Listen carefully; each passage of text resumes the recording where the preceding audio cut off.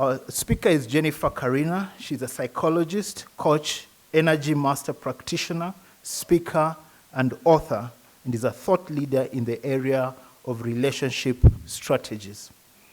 She's the founder of Anchor Relationship Network, a personal and professional development agency. ARN, or the short form of Anchor Relationship Network, provides psychosocial support, corporate wellness, talent development, coaching, and mentoring. Jeniffer's mission in life is to support individuals and teams to create an intentional life of resilience, clarity, and purpose in order to thrive both at a personal and professional level, increasing levels of satisfaction, happiness, and fruitfulness, a healthier lifestyle, and a higher productivity. Jeniffer is a recipient of the World Women Leadership Achievement Award 2015 in Mumbai, India, in recognition of the valuable contribution made to society and industry.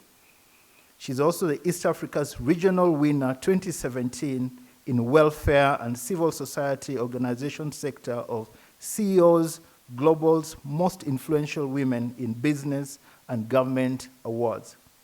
She holds a Master's of Psychology degree from Durham University, Newcastle, UK, and has attended leadership professional courses from various institutes, such as Singapore Institute of Management, Crankfield School of Management, UK, Harvard Business School, USA, Strathmore Business School, Kenya, among others.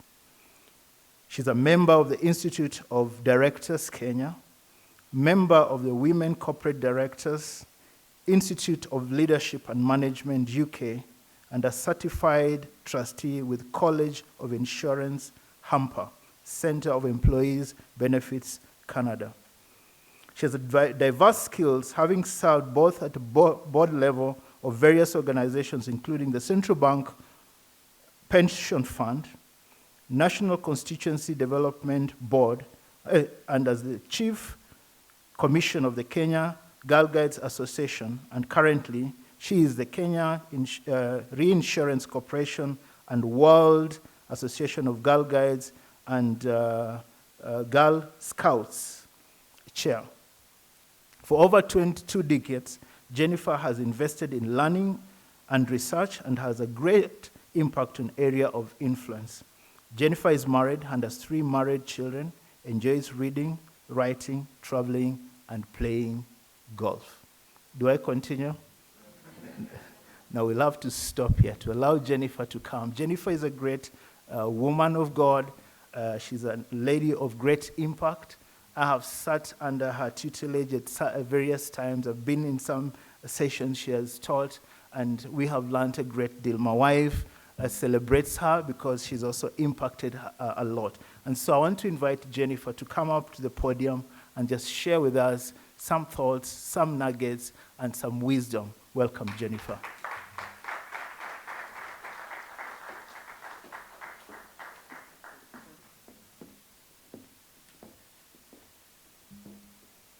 Good evening, ladies and gentlemen. It is indeed a joy, pleasure, and privilege for me to be here and to be able to share some thoughts about leading.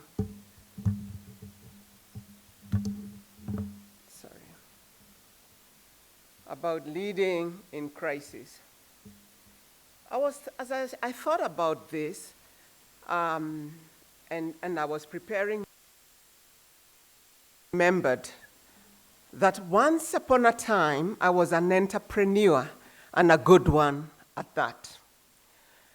And while I did distribution, basically I did so well that the people that I distributed the goods for began to ask themselves, what does she do so well that we cannot do? I can tell you 7-figure digits, big money was my portion. And they came together, had a board meeting, and decided they were going to employ all my staff, and I was going to close the doors. I was not prepared for something of that magnitude. And a bit of rumor started happening. And one of my mentors told me that I have heard, and I said, nothing such as that. We are talking about reputable organizations. We are talking about good business. We are talking about being grounded over the night. And I mean over the night. I had resignations, and the entire staff were employed by that organization. And the big question is, it's not only COVID that really brings about situations of a crisis. I hadn't thought about it, but look at me today. I reinvented myself. I was so angry as a result of the loss of business, and I asked myself, what is it do I need to do? I actually decided, let me leave entrepreneurship to my husband, and I went back to school and studied all over because I felt that I didn't want to be in that zone. Well, it gave me healing, but it opened a new opportunity for me. I studied psychology. I began by being a marriage coach. Karina would know very well because he's my publisher, and we began by writing a book, Marriage Built to Last, and then we did Healing Built Beyond Betrayal, and I can tell you a lot, but that's for another day. Now, today, I serve over 200 corporates in terms of mental and emotional resilience. And let me tell you the magic. While I was struggling to find business, when COVID hit, they looked for me. I don't look for the business, it finds me in my house. Am I talking to somebody? And so, while we look at crisis as a situation where we are lost, I want us to think today about what is the opportunity that is presented by the crisis. I watched on TV the other day of a young man who was in these 4 walls. And he was so done being in the 4 walls of his house because we were working from home with your children and your wife. And he decided to create aquarium. I don't know whether you saw that. It was on primetime news. And he created an aquarium with golden fish, different colors. He looked at it and thought, I like it. And he thought maybe somebody would want to buy this. And he put it on social media. He said there that he cannot fulfill the demand for what he is doing. He's employed people across the counties to be able to make these aquariums, and he is enjoying all the way to the bank. And so bear with me as I begin my presentation. And so, building resilience and agility. Thank you for having me. For the speakers that have been before me, you had an insight to some of my presentation, so I will not belabor too much on it. You have already learned. I just want to put the icing on the cake, even as we do this. Now, we're having a conversation on building resilience and agility to lead in crisis. I'm a leader. I never thought I was a leader until I was in the deep end and I recognized everybody is a leader. Each one of you that is here is a leader. Whether you are a leader at the marketplace, you are a leader at home, you that is online, whatever you do, you are a leader, and what you do, you provide impact and influence, maybe without even your knowledge or understanding. So how can you lead effectively in a changing VUCA world? I want to let you know that you must be very resilient and agile. And as you are resilient, it reminds me of the palm trees. I was in the coast last week.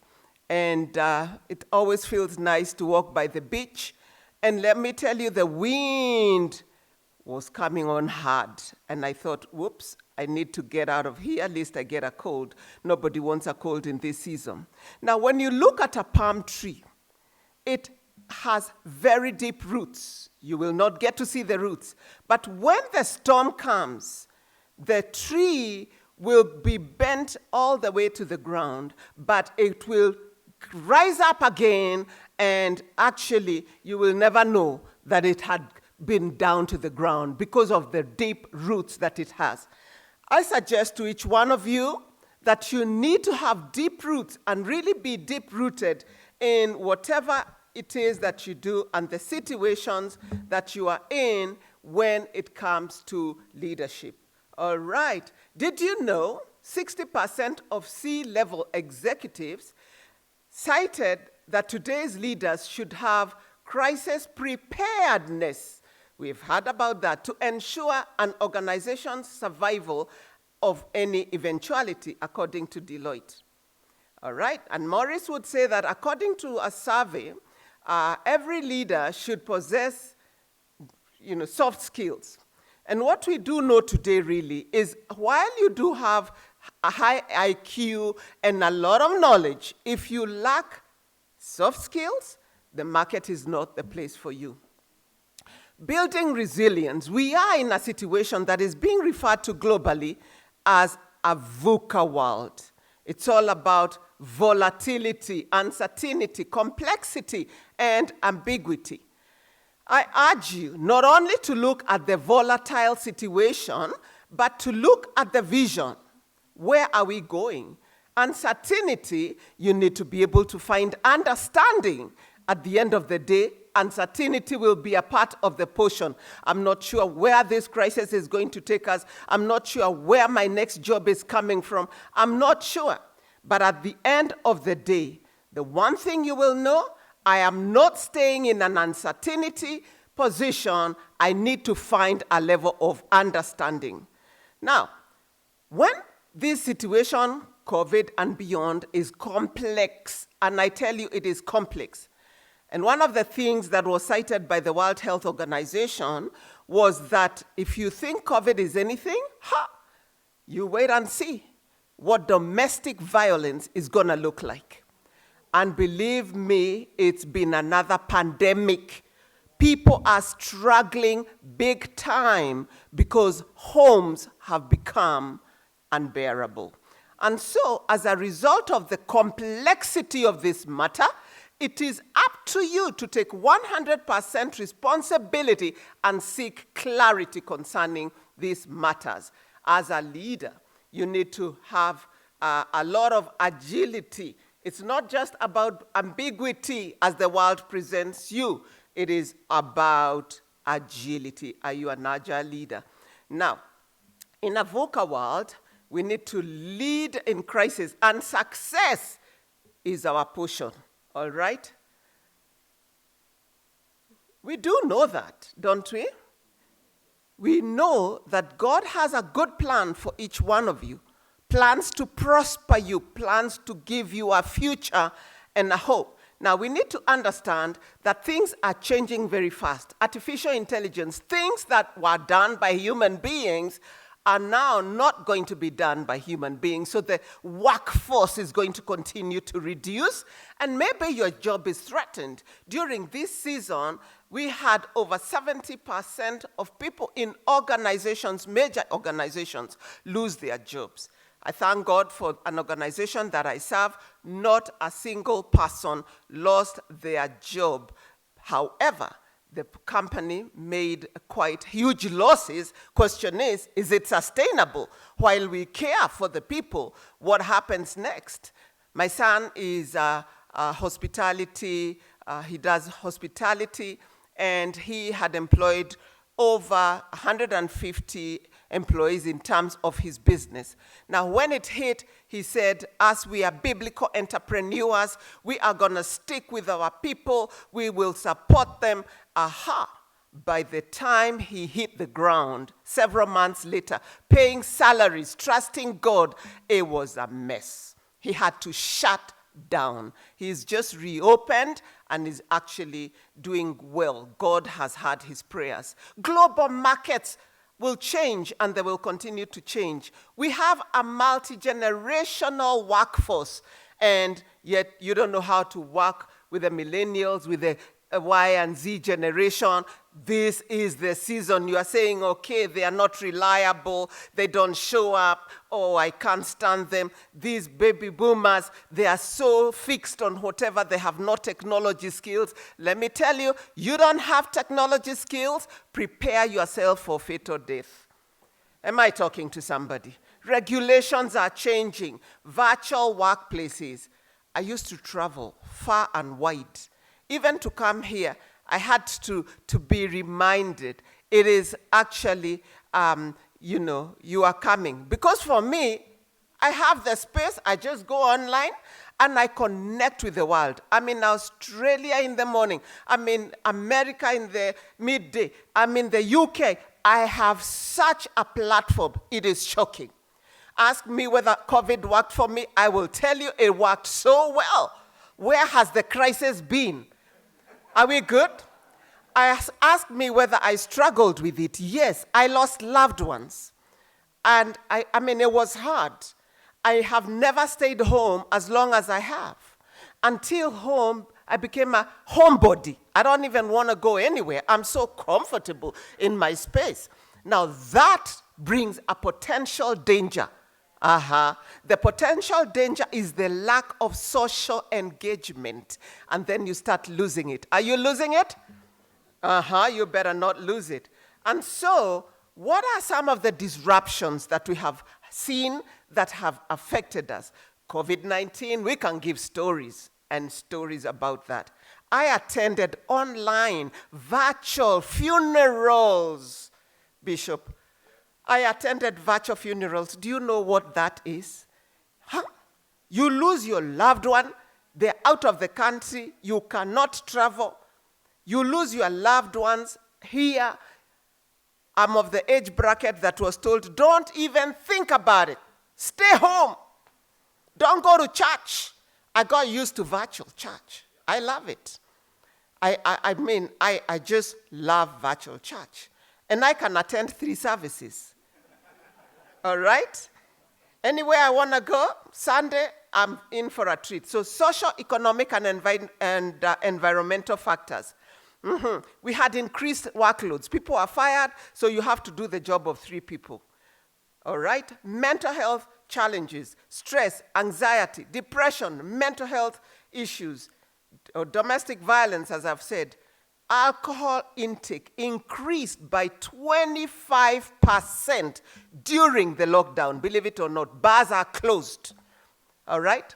That is what the studies and surveys indicated. People were drinking themselves silly to be able to cope with this. And now the effects of it showed up in the domestic violence. Navigating change is never easy. It's not a walk in the park. When you need to navigate any form of change, it threatens you because we are used to status quo. We love our comfort zone. Now, leadership agility is the ability to anticipate change, be proactive to business decisions and personal decisions, having a deep understanding of markets, of customers, also of your needs, of your wants, of your family's needs, of your family's want, of your community's needs, and so on. You cannot be ignorant of this. And so as we think about change, all right, I've got these 5 A's that I want you to remember. You've got to accept change is here. I've lost my job. I am sick. My family is going through a financial crisis. I am struggling with my relationships. You've got to accept, let go of how good it looked like. This is how it always used to be. This is how we did things. No, you've got to accept we are in a new season, okay? Acknowledge. Look at the silver lining. I have to remind myself each time, in every situation, there is a silver lining. And I have to keep asking myself, what is the silver lining concerning this matter? Unless you see the silver lining, you lose out on the opportunity. And beloved, preparedness begets opportunity. What are you prepared for, even when that opportunity presents itself? You've got to adjust, develop plans to respond faster. Avoid a vacuum and lead with agility. Okay? Don't just sit there, advance. You have to keep moving. Trust your instinct. Keep moving. You can't just sit back and say, no, we've always done it this way. So what do you remember? Accept, acknowledge, adjust, avoid, advance. Advancing is the most important thing. And as you advance, who do you choose to work with? You need an accountability partner. You need a positioner. You need a grounding friend. You need a prayer friend. You need a team. You need cheerleaders even along the journey. All right, so we are being open-minded to leading in crisis. Open-minded to change. Who said change is a bad thing? Change is such a good thing. And you know what? It's so shocking because even when you turn another big O, all right? You're 20 years. I'm so old now. You are 30. Oh my God, I'm 30. What am I going to do? You are 40. Oh my goodness. I know life begins at 40, but there is a scare about living your 30s, all right? And then you get to your 50s. I thought it was over with me. Oh my God, I am 50, half a century. Oh my goodness, what's going to happen? I have to remind myself I'm blessed. I'm in good health. It's a good place to be. I'm in my fiery 50s. Wait until the 60s came. Oh my goodness.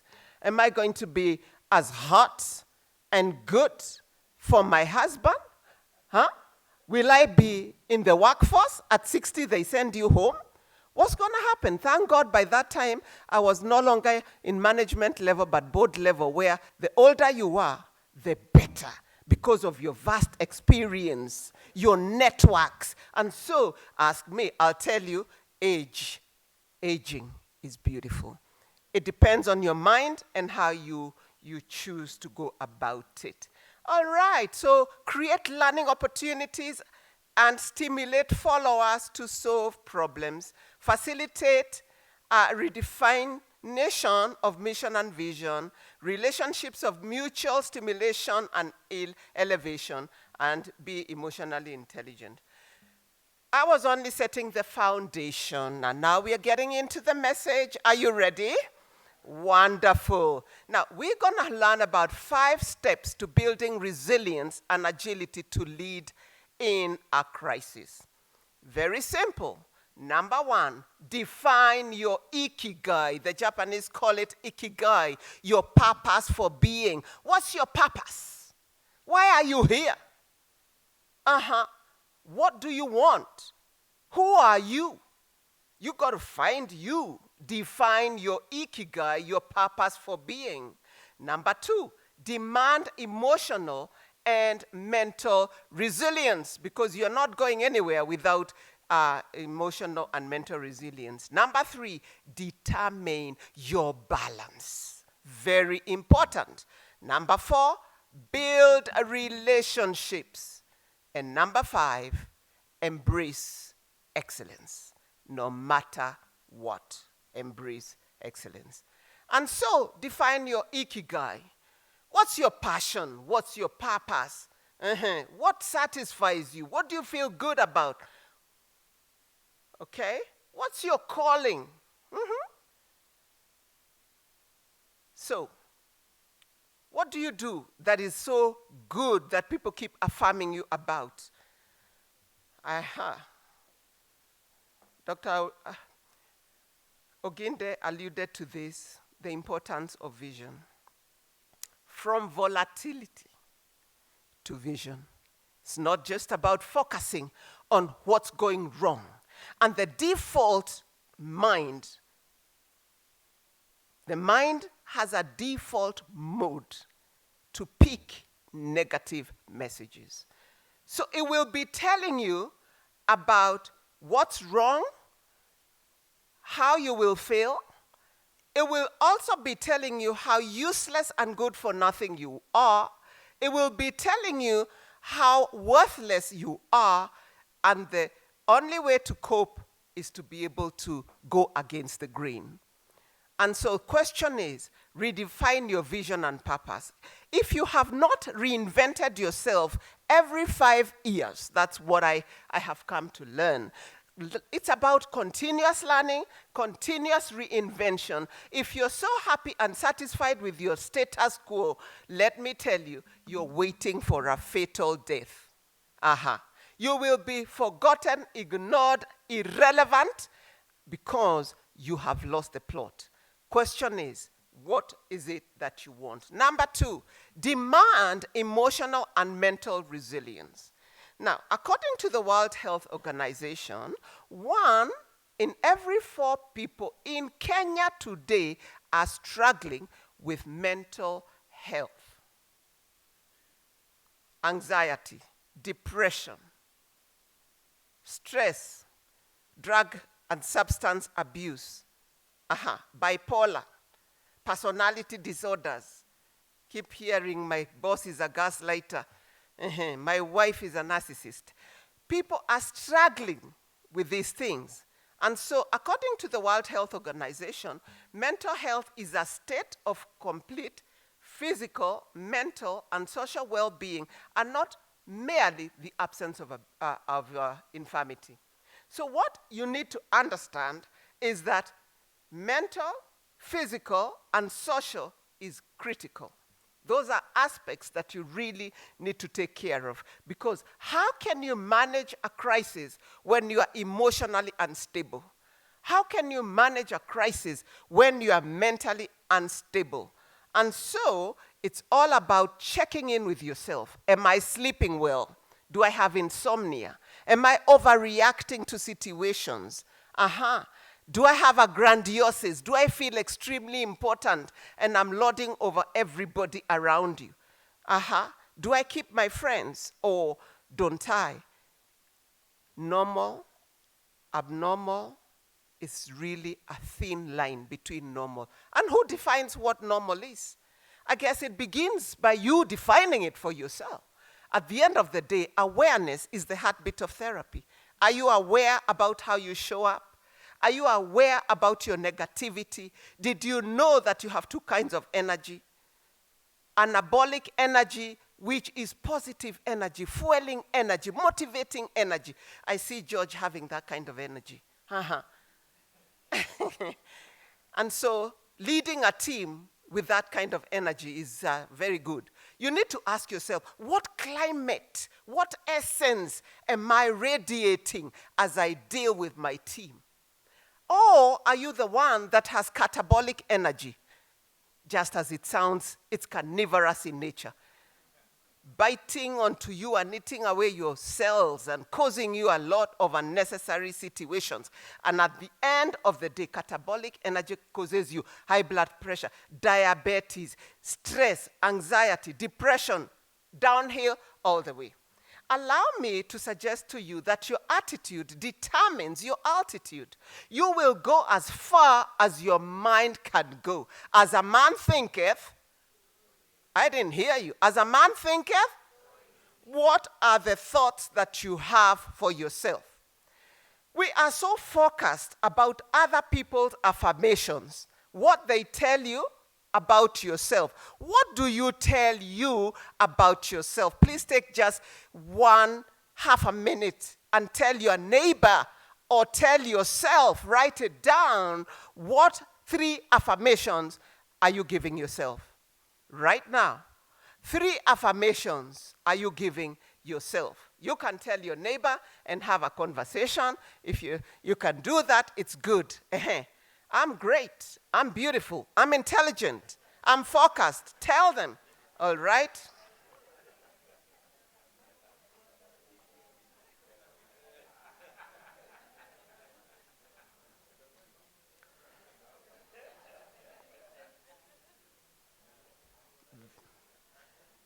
Very good. And so as you have your tea break, as you go home, think about it. I want you to write down 10 affirmations about yourself. Why wait to be told by others? And when it doesn't come, then you become dysfunctional. Consider, do you have a fixed mindset or do you have a growth mindset? When you have a fixed mindset, failure is the limit of my abilities. Period. When you have a growth mindset, failure is an opportunity to grow. And so remember, it has to be intentional. You wear it on. You choose it. You determine it. You ensure that for me and my household, we are going to be adapting a growth mindset regardless of the crises and the challenges that come our way. It's not about what happens to you. It's how you choose to view that which happens to you. At the end of the day, God didn't say, I'll give you a life of bliss and no problem. I will be with you every step of the way. I will support you in every step of the way. Now, in terms of going through the journey of the challenges, you need to recognize emotional intelligence. IQ is great. You will go far. But if you have EQ, or IQ as they call it, sometimes you will ensure that, bottom line, you manage everything. According to Goldman, who has done a lot of research and studies about emotional intelligence, the capacity for recognizing your own feelings and those of others, for motivating ourselves and managing emotions well in ourselves and in our relationships, is the best gift that you can give to yourself. And really, when you welcome emotional intelligence, it's about becoming excellent where social skills are concerned. It's about self-regulation. It doesn't matter what's going on around. How do you regulate yourself? And how do you pose? How do you reflect? How do you respond? All right?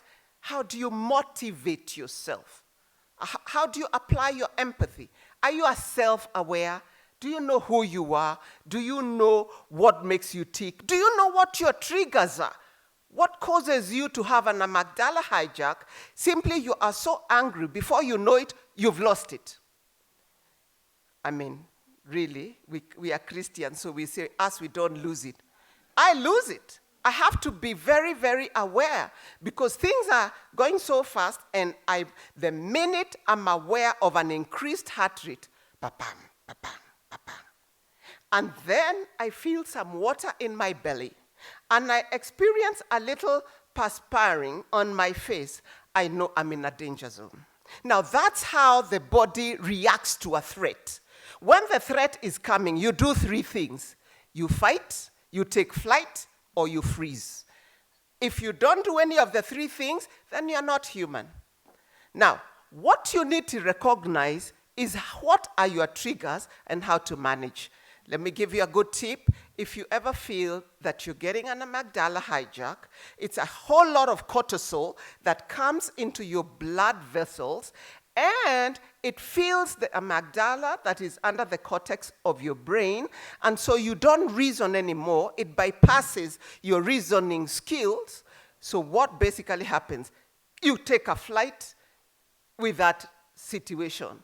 Now, the next time you start feeling the signs as I have shared them, count 5. Count with me. 5, 4, 3, 2, 1.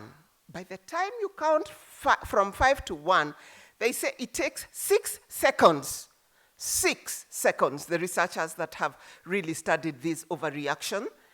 And in 6 seconds, you will do the right thing or the wrong thing. So if you go 5, 4, 3, 2, 1, that's going to be really helpful. The next thing you need to do is take 3 deep breathing exercises. You count up to 5 2 times, and the last one, you count up to 10. Try it when you leave here, all right?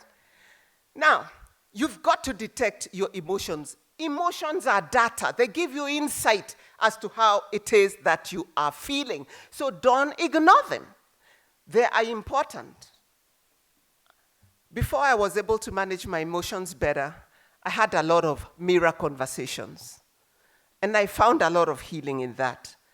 I'm in my bathroom. I'm in my bedroom. If you would have found me there, you wonder, is Jenny okay? I'm having a me time and a conversation with the mirror. I am reasoning with myself. When's the last time you reasoned with yourself? Understanding what are some of those emotions that cause you to fail whatever you want. Number 3, determine your balance. We are all struggling. People say, I have challenges, work, life, love, balance. How do you do that? You've got to be able to know that it's no longer the season of balancing. It is the season of life integration. You cannot say, I have a small baby and you know it's time for work, so here I am. No. You cannot say that I'm beginning my marriage and there you are dumping your husband or your wife because you have the call of duty. Even soldiers were not sent to war for 1 year. You stay home and take care of your wife. There is a time and a season for everything. And so if you don't recognize that, then you fail because you are looking for a fleeting balance. I can tell you it's a fallacy. You will never find a balance. However, you will be able to integrate your work, your love, and your... Very good. Now, building resilience and agility to lead in a crisis is about employees identify work as a number 1 stressor in their lives. Now, if indeed employees identify work as the number 1 stressor in their lives, we are living in a world where it's all about output. It's all about targets. You cannot be rewarded for nothing. It's not when we clocked in and clocked out, or you leave your coat hanging there. You have got some serious targets to meet. Short of that, you ain't gonna get your bonus, and you could also be fired. Now, that is causing people a lot of stress. If you are not one that believes in working, you just want money, the season is over. It doesn't matter whether you come to work or you don't come to work, the season is over. It's a question of what are you delivering? What is the bottom line at the end of the day? Number 4, it's all about building relationships. Modern leaders use mentoring, connection, and employees recognized to inspire 86% more greater work. Meaning, if you use mentoring, coaching, connection, the productivity increases up to 86% of greater work, studies indicate. What does that mean? It's no longer that hierarchical system of operating. This is the chairman, this is the MD, this is the directors. No, we work as a team. We work as a team. Everybody needs to feel valued for what they bring on the table. If you try that hierarchical kind of leadership, you have lost it, if you have a multi-generational workforce, all right? Now, social skills, empathy. As a leader, if there is only one skill you should desire, it is empathy. Empathy is not about sympathizing. It is about understanding what it means to be in a certain situation, okay? The ability to sense other people's emotions. But before you sense other people's emotions, you sense your own emotions, all right? Are we learning something? Very good. And so, number 5, this is the final one. Embrace excellence to lead in a crisis. And to do that, you've got to remember, from ambiguity to agility. Ambiguity is not my portion. Okay? The core competences for agility is tolerance of ambiguity. If you tolerate ambiguity, you will be lost totally. You've got to say, I need a level of clarity, whatever it is that I want to do. I know what I want. I know where I want to go, with who, and so on. Okay? Embrace your mistakes, understand. We learn from the past, all right? And in the present, we plan for the future, okay? Listening beyond your ego. Ego is big, and it's what causes us. We have seen organizations, their ego. Look at Kodak. They were my husband, I met him when he was a photographer. He just took pictures in a church like this one. He took a picture of me and he said, this is my goal. And from there, we began a journey. 45 years later, here we are. Now, what reminds me about Kodak is him, because those are the products that he had every day. Kodak, Kodak, Kodak, Kodak. Now, when the time came and they had studios around the country, the father had so many photo studios. In every county, he had a photo studio. And they were doing very well. By the time I was getting married, our pictures were in the studio. No pictures were good if they were not studio. Now, they never innovated. Today, there exists not a single studio, and COVID died with them. I mean, not COVID, Kodak. One of my first phones was Nokia. Where is Nokia today? Wait until I upgraded to which one?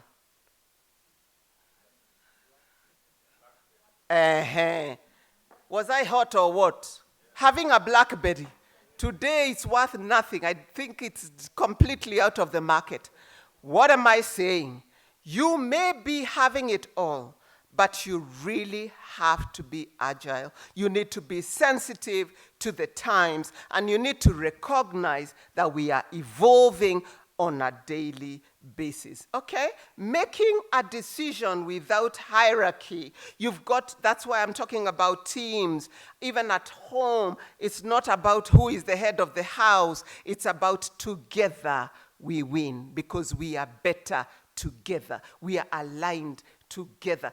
As we share together, give each other the respect that we deserve, we will achieve bigger, greater goals than you think or even imagine. You need to embrace self-care. You cannot forget about yourself in all this journey.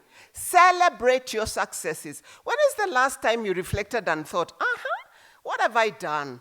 During the COVID, I decided I am actually going to go back to school, and I'm going to learn. And so by the time that people were discovering what to do, I had studied so much in different areas of my interests. Strengthen cultural resilience. Today, we are in a global village. So you have to diversify in terms of your networks, in terms of your partners, in terms of your peers. You've got to stretch yourself. Build support networks. All right? Reflection and meditation and prayer counts. Keep a list of gratitude, as we said earlier. Structure your time. Time is the only commodity. When it is lost, you can't get it back. And so do yourself a favor and do that. Now, we were talking about 5 steps of building resilience. Define your ikigai, your purpose for being. Demand emotional and mental resilience. Determine your balance. Build relationships. Embrace excellence. And so with that, I just remind you that agility and resilience is a personal choice. Nobody will make you wear it. Nobody will make you own it. It is a question of owning it 100% and deciding it's not status quo as usual. How comfortable are you in your comfort zone? Maybe you need a bit of a disruption. Every disruption that has come into my life has given me an opportunity for bigger, better, and greater things. Looking back, one wonders, how did you get there, Jenny? It comes with a pinch of pain. And that pain begins to become your motivating factor. You can't do it on your own. You need mentors. You need coaches. You need peers. You need positioners. People that put you in places of authority. All right? Without those people that I have climbed on their shoulders, I wouldn't be here. It takes people who believe in you. I began my journey with a very great pastor that saw a gift in me. And when they saw a gift in me, they spurred me and encouraged me to go for my gifting. It took to meet a man called Karina to be able to say, I like your writing. And today my family, they are all writing books. You will find. You want Money-Wise, How to Create, Grow, and Preserve Wealth? Rena Hicks, you will find her on. You want Finishing Rich? Bob Karina, you'll find him there. What? And so many books on my laptop, and they will be there. Because when I don't speak, Karina asks me, okay, Dr. Karina, Dr. Karina, I honor you for the journey that we have traveled. And I cannot forget that when I published my first book, 200 copies, I put them in the basement, and I asked myself, what have I done? And my first book was on marriage built to last. So that means I was exposing myself. You would know the conversations between me and my husband. You would know the fights. You would know everything. I said, no. I'm ready to lose this money. I don't think I'm ready for this. And Karina said to me, no eye has seen, no ear has heard, no mind has conceived what the Lord is about to do in your life. And so the devil is pressing you down so that you can throw it all away, arise, and do what God has called you to do. Let me tell you, are you putting your light under the table because of a crisis that you encountered, and you are just enduring it in this crisis, and actually pretending that COVID is the problem, but you know very well it's not COVID. It is something in your life that needs to be dealt with. Arise, put your lamp on the table, be who God called you to be. And with that, that is the end of my presentation. I welcome any questions. Thank you.